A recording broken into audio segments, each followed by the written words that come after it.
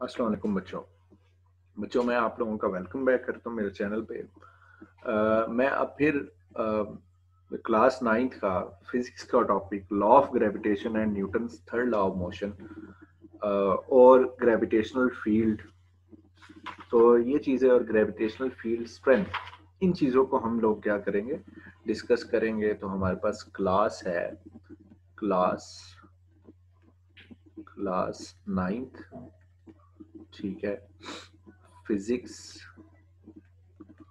और टॉपिक है हमारे पास टॉपिक लॉ ऑफ ग्रेविटेशन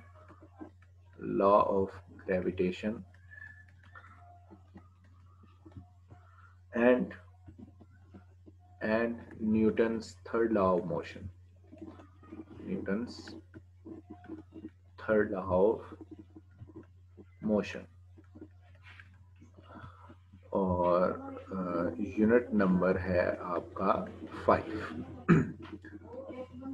अच्छा, सबसे पहले हम आपको पता है कि हमने रिलेट करना है कि कैसे Newton third law of motion और लॉ ऑफ ग्रेविटेशन एक दूसरे के साथ रिलेट करते हैं। तो सबसे पहली चीज है, हम लोग कर लेते हैं लॉ ऑफ ग्रेविटेशन। तो ये हमने चीज पढ़ी है लॉ ऑफ ग्रेविटेशन में कि जो ग्रेविटेशनल फोर्स है वो डायरेक्टली प्रोपोर्शनल होगी प्रोडक्ट ऑफ देयर मैसेज, ठीक है, और इनवर्सली प्रोपोर्शनल होगी 1/d² में, 1/d² के। फिर हमने ये चीज एक डायग्राम पढ़ी थी कि यहाँ पर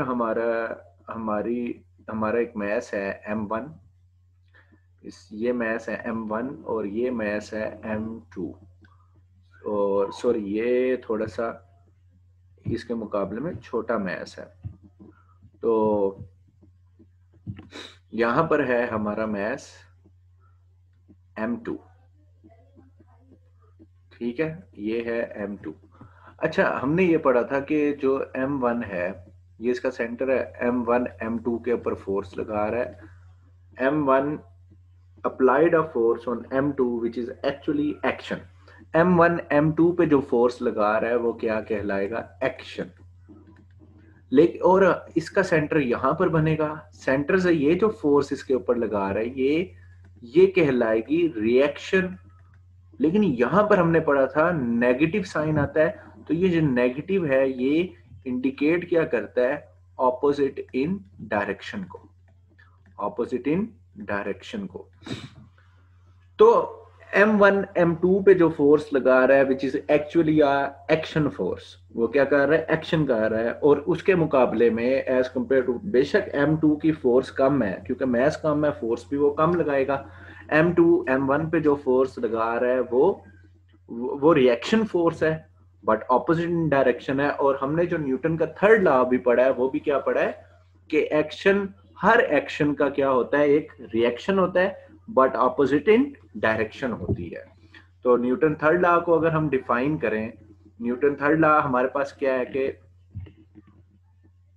ठीक है, action and reaction, action and reaction are equal in magnitude, but opposite in direction, तो यहां पर भी अगर हम देखें कि यहां पर भी न्यूटन थर्ड लॉ कैसे क्या कर रहा है, ओबे कर रहा है। यहां से अब एक्सप्लेनेशन में स्टार्ट करने लगा हूं। पहले हम क्वेश्चन लिख लेते हैं कि क्वेश्चन इसमें क्या आता होता है कि हाउ, यहां पर पहले लिख लेते हैं हाउ, क्वेश्चन यहां पर लिख लेते हैं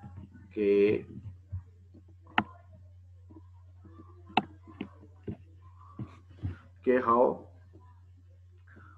law of gravitation, how law of gravitation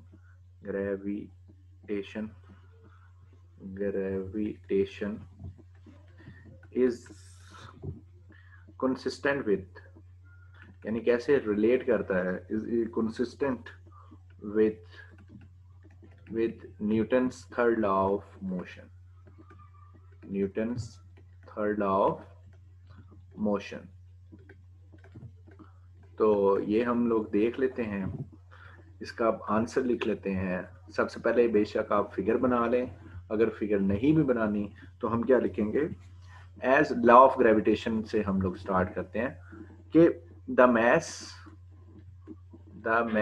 m1 attracts m2 m1 m2 को अट्रैक्ट कर रहा है, m1 m2 को अट्रैक्ट कर रहा है towards it with a force F। किस फोर्स के साथ अट्रैक्ट कर रहा है, फोर्स कैपिटल F के साथ। while mass m2 attracts m1 m2 m1 को अट्रैक्ट कर रहा है towards it with a force of same magnitude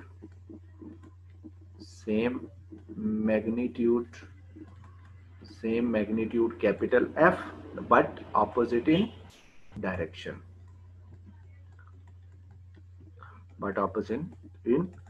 direction। ठीक होगी बात, ठीक है। अब जो m1 m2 पे फोर्स लगा रहा है, ठीक है, m1 यूं लिखेंगे, इसको मिटा के the force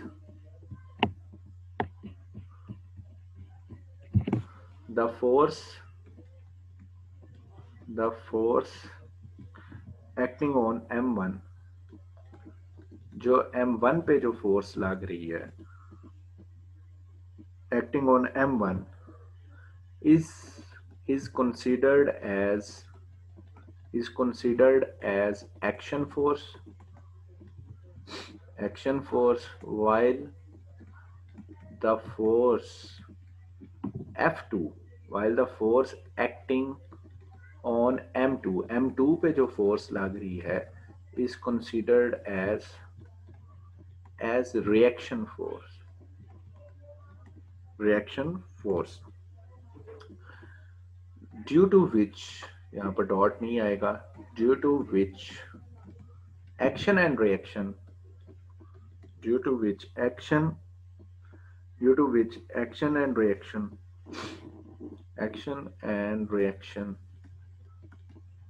of gravitation of force of gravitation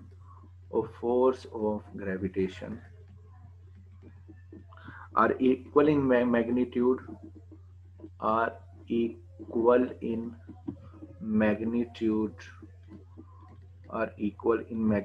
but opposite in direction. मतलब जो मैंने ऊपर स्टोरी सारी बयान की उनको मैंने अब वर्ड्स में लिख लिया, but opposite in direction. So this is consistent with, यानी बिल्कुल मिलता जुलता है, this is consistent with Newton's third law of gravitation.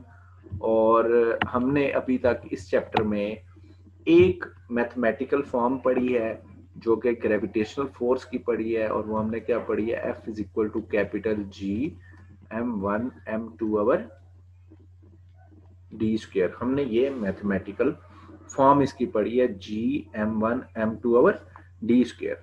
तो आपने इस चीज को ज़हन में रखना है। एक रिलेशन हमने अभी तक, या एक डेरिवेशन इसकी की है लॉ ऑफ ग्रेविटेशन की, और ये रिलेशन है हमारे पास।